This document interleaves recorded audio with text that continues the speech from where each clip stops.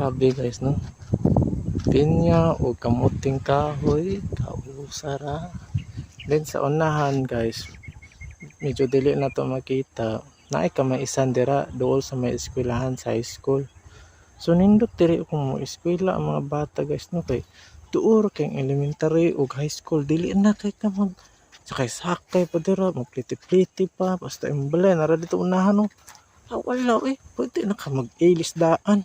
Pagbagting ra imong kuan, babagting ra imong bantayan di. Taka ang dayon.